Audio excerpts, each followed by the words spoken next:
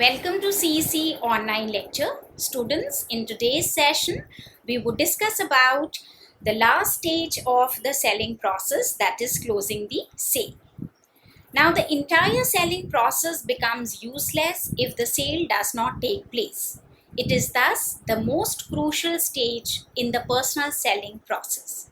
Let us first understand the meaning of closing. Closing, in simple words, means to convince the buyer to place an order or to sign the order form. In other words, it means gaining the commitment of the prospect so as to bring the selling process to a logical conclusion. Now, let us understand as to how the stage of closing the sale is important both for the salesperson as well as for the organization. Now, obviously, closing the sale is beneficial and important to the company because it brings revenues for the enterprise. But at the same time, this is also very important for the salespersons due to two reasons. One, it is the proof of the salesman's ability to sell, and secondly, it improves their confidence as a salesperson. They believe that they also have done their job well and were able to close an order and procure an order for the company. Such kind of confidence, obviously, students help in boosting their morale and improves their performance in future. However, the entire stage of closing the sale is not devoid of challenges. There are a number of challenges which the salespeople feel and face. The first and the foremost is their fear of failure. Now, most salespeople, they consider order placement as the only worthy goal that they have to attain and also consider it to be the only assessment of their performance. The very thought of failure naturally dissuades them from making any effort whatsoever. It is also seen that this kind of a strategy is not right. In fact, this is one of the misconceptions which affects their performance. As we had already discussed before in one of the sessions, that is myths of selling, that even having a no from the prospect provides an opportunity to the company to improvise on its offerings. At the same time, it also presents the salesman with an opportunity to come up with better offerings and to plan his presentation and to come up with that form of procuring the order which is most compatible in the given situation while dealing with a certain kind of a prospect. So, all in all, this kind of a feeling that they would not be able to procure the order and perhaps would fail stops them from even making an effort. The second challenge that we find is in terms of the lack of competence as well as confidence. Most of the times it is seen that the inefficient salespeople or inept salesmen, they get so bogged down with the stage of objection handling that they no longer feel confident enough to move ahead with closing the sale. They lose, in fact, all control of the selling process and therefore find it extremely difficult to procure any order. Feeling of guilt is the third major challenge which affects the performance of the salespeople in this stage. Now, what happens is some salespeople, they feel that their role or their profession as a salesman places them as intruders. They start feeling guilty about their profession and about their work, and this feeling of guilt holds them back from making the required effort in bringing the process to a successful close. Another challenge which often affects dealing with this particular stage is the imperceptions of need. Now, students, salespeople at times do not consider the need of closing the sale at all. They assume that prospect will automatically place the order and buy the product at the end of the presentation. At times, they also consider it to be impolite or inappropriate to ask for the order directly, and say so they do not go ahead with it and ask for any order. Now, it is very clear that if sales people can overcome these kind of challenges, they would naturally be in a position to move forward and perhaps can successfully procure a sales order and call it a close. Let us now understand what are the key aspects of closing. Now, students, we have to understand this, that the key considerations while closing the sale involves a proper planning with respect to two broad questions. One is when to close the sales, and the second is how to close the sales. Let us discuss each of these questions in little more detail.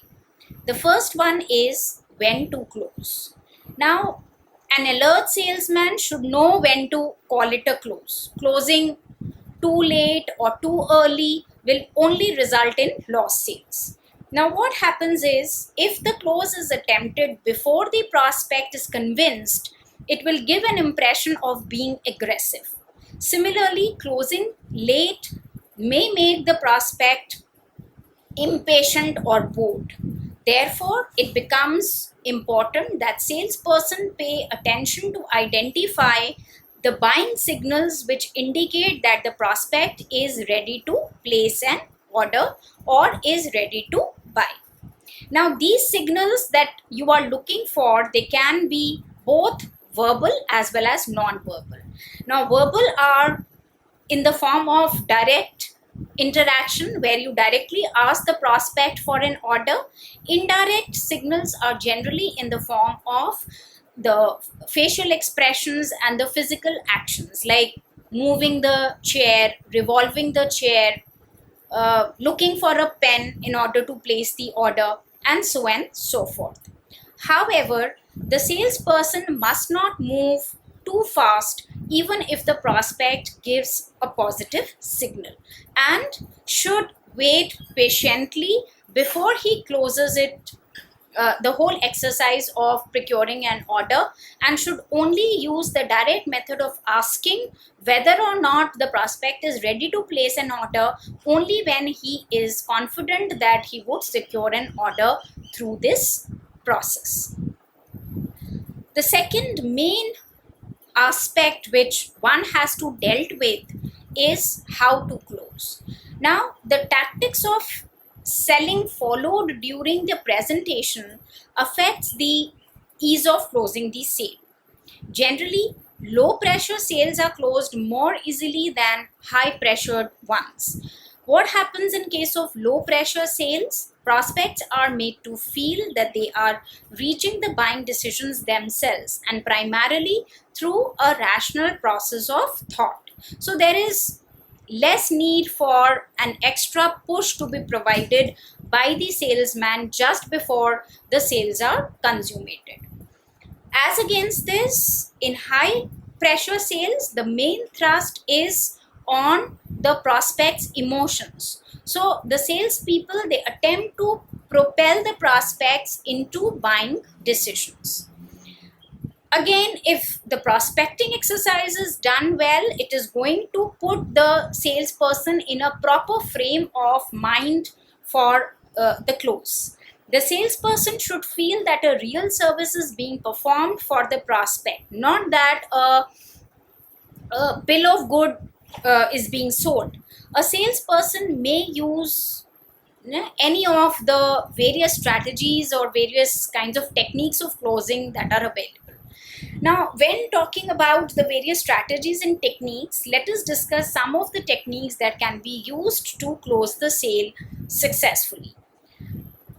The first one being the direct close. As I told you earlier, it could be one of the direct ways to procure an order when you get some direct signals from the customer that he is ready to place an order.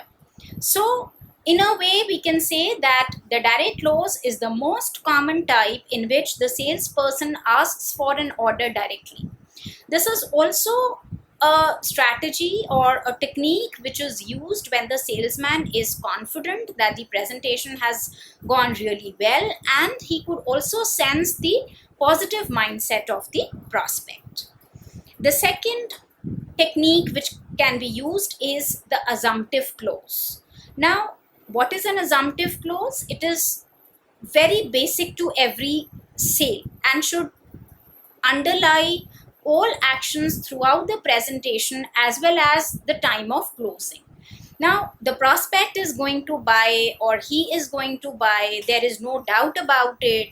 I know that he is a prospect, my product is best, my company is coming up with the product which is the finest. These are some of the thought process which reflects the attitude of a salesman. So what the salesman is actually doing, he assumes by word that the prospect will buy. He will close the sales by asking questions from the prospect like, what size would you like to go for?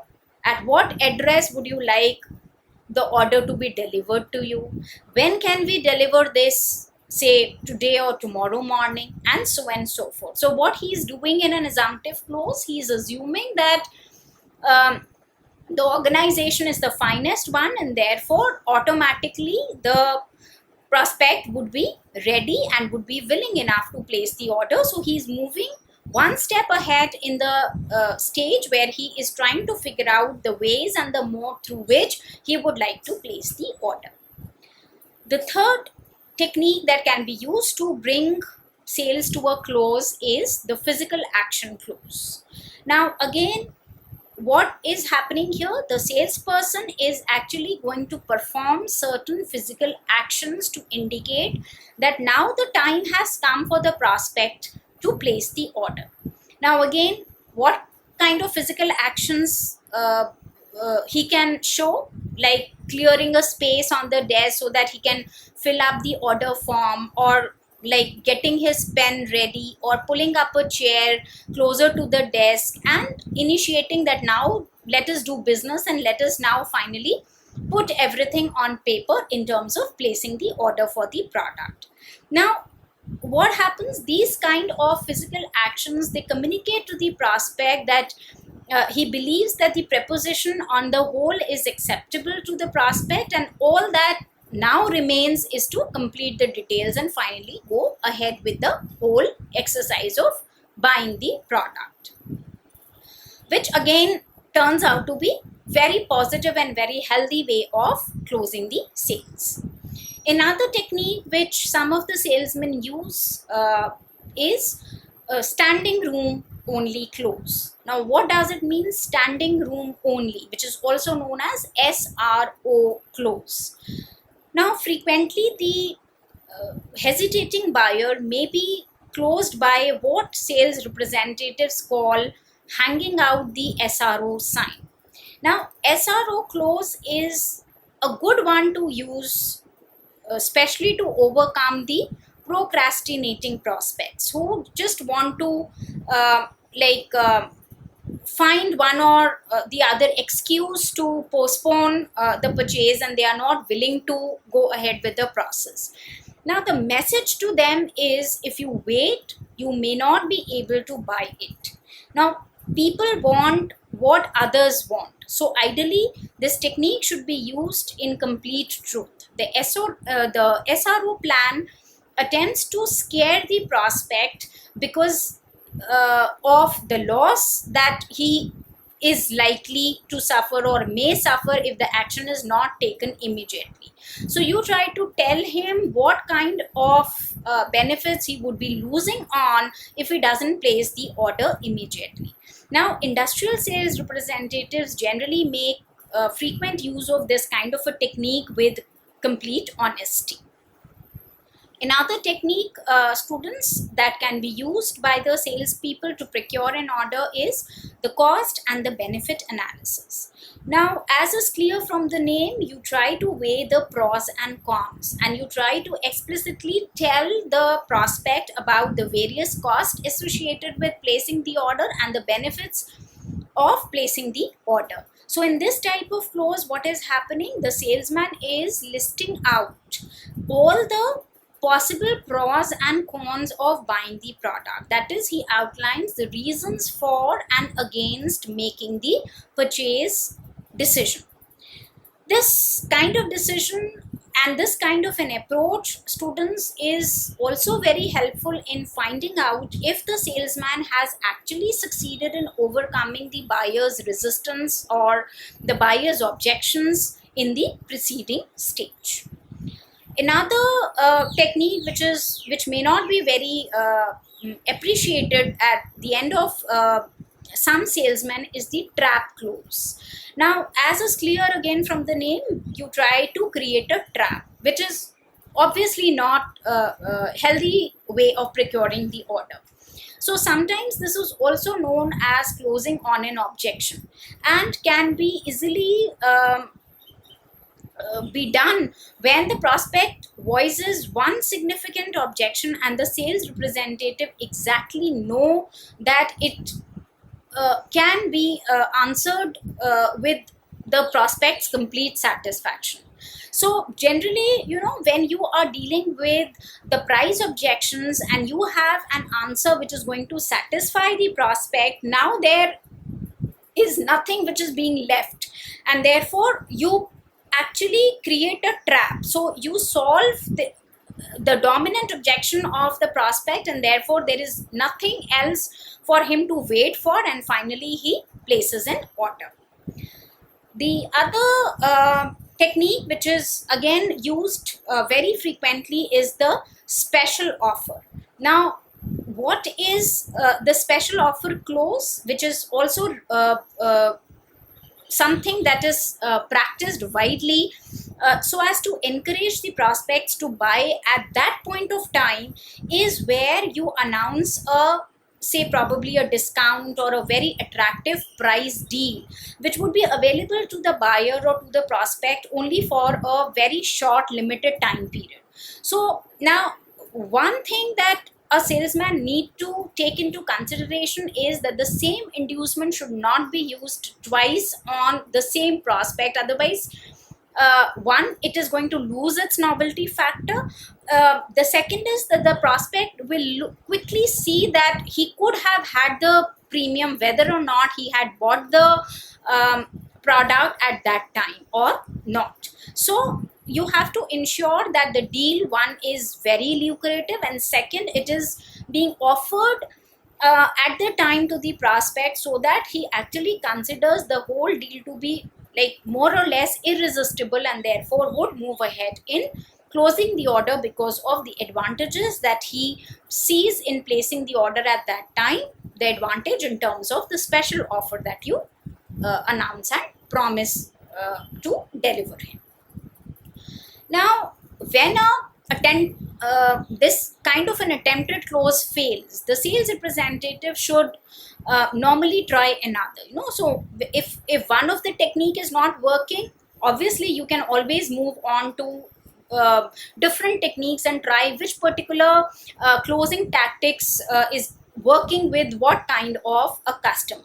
Now, the refusal to place an order does not necessarily mean an unwillingness to buy, and this may indicate that the prospect's need for additional information exists, or he is seeking clarification of some point, or probably you need to connect with him by the use of a different approach or a different kind of a closing technique which would work in that particular case. So you should not feel disheartened that if one kind of closing the sale is not working and is not giving you the order, you should not keep on trying, and you should feel that probably you have lost the prospect. This is not the case. So by providing them the valid informational requirements, and by dealing with a combination technique or probably trying one technique after the other, the salesman may turn out to be successful in procuring the order and closing the sale. Now, if we, on the basis of the techniques that we have discussed just now, on the basis of the entire discussion, we can list down certain requisites for a successful close. What are these requisites? One, it is very important, students, for the salespeople to maintain a positive approach. The salesman should not fear about the failure and should actually face the entire process, and in particular this stage, with utmost confidence. The second thing that he should keep in mind is that he should always be in charge of the situation. He should be exercising his control. He should not lose his control on the selling situation or the selling process. So it's only when he is in charge of the situation and he is in a state of absolute control that he can mold the entire process and make it more conducive in a way that he would be eventually be able to procure the order. Another thing is that he has to adjust to the prospect. The salesman has to adjust himself to the mental process of the prospect. So if he can read and if he can sense, or he can probably observe that he needs little more time, then he should be willing to give that particular time to the prospect. If he thinks that probably the prospect is hesitating to place the order because of some more information that he is looking for, or there is some query that is still unresolved, then all the effort should be taken up by the salesman to provide that information gap, and in order to successfully handle all the objections. Now, when you do this, you would find that the prospect becomes automatically ready to close the sale. You don't have to make that kind of an implicit or explicit effort in that case. Now, once it is done, this is not the end of the process. No, though this has been listed out as the very last stage in the selling process, the follow-up exercise and the maintenance exercise is equally important. So now what we are going to learn is, we are going to talk about the follow-up. Now, the prospects or the customers, they must get full attention even after the entire sale process comes to an end. The purpose of the follow-up is broadly to ensure that the buyer is as completely satisfied with the purchase as it is possible to be.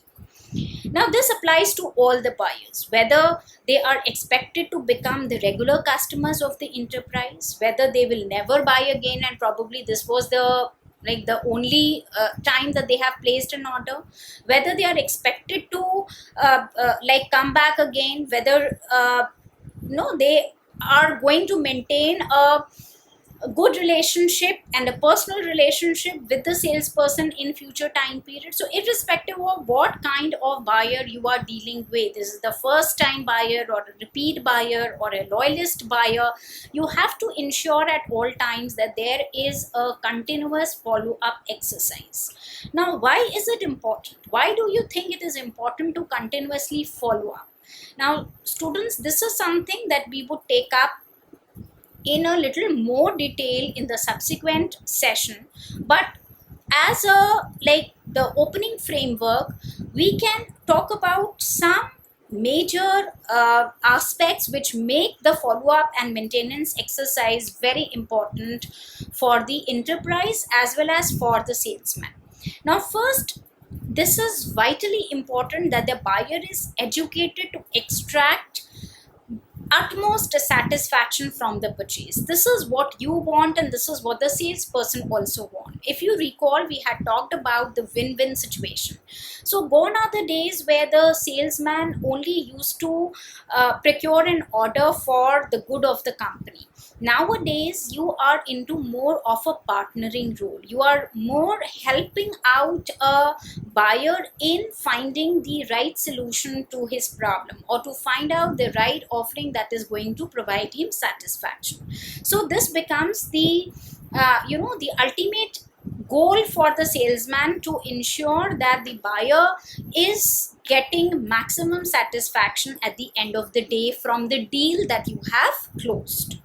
Second, the voice of the consumers and the concerns that they come up with actually make a lot of difference for the company to improve the product. As I said earlier also, that it is not always that the product would be appreciated, but then one should not deter from the dissatisfaction, one should not deter from the the negative feedback. Why? Because that negative feedback or the negative performance actually helps you to understand what went wrong where, so that you can now have an opportunity to improvise and an opportunity to correct those mistakes, so that you do not repeat those similar errors in the subsequent time period. Also, in connection to this, we have also seen that what makes this follow-up exercise very important is the fact that businesses these days are no longer looking at only the satisfaction or only the sale of the product. They may be looking at broader level goals like the repeat business, the loyalty of the prospects, and the nurturing of a long-term relationship. The organizations also have realized, students, now that it is much more important for them to enter into a fruitful relationship with their buyers. Not only this is important for their own growth and sustenance, but they also know that it is much more expensive to acquire new customers than it is to retain the existing ones, and therefore they cannot afford to lose out on any customer. So even a single individual is as important for an organization as a group of them. So you have to at all times ensure that whatever you are offering to the customer or to the buyer provides him satisfaction and helps in nurturing a long-term relationship and bond with the organization and the prospect, so that automatically, if he is satisfied and the relationship is well in place, he would be coming back to the organization to give it repeat business. So students, in today's session we have learned about the stage involving the closing of the sale order and procuring the sale order. We have also discussed about the various strategies or various techniques that can be used by the salesperson to close the sale. And at the end, we have also deliberated on the need for a follow-up and maintenance exercise. In the subsequent session, we would be talking about the follow-up and maintenance step in little more detail. Thank you so much for your patient listening. Stay safe and stay protected. Thank you.